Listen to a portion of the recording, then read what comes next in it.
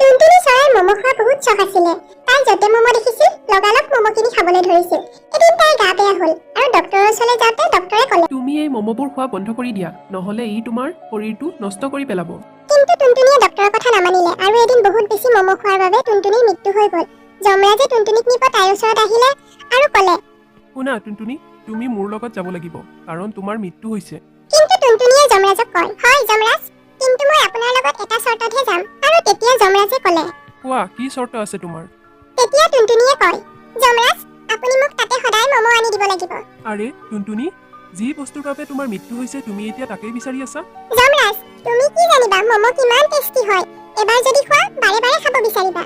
তেতিয়া যমৰাজে ক'লে, তোমাৰ মম খোৱাৰ বহুত চখ। ঠিক আছে, তেতিয়াহ'লে তোমাক মই মমৰ এটা ঘৰ দিম। তাত তুমি যিমানেই ইচ্ছা সিমানেই মম খাবা। যমৰাজে টুনটুনিক এটা মমৰ ঘৰ দি দিয়ে, যাৰ ভিতৰত বহুত বেছি মম আছিল। এতিয়া টুনটুনিয়ে সুখেৰে মমৰ ঘৰত থাকিবলৈ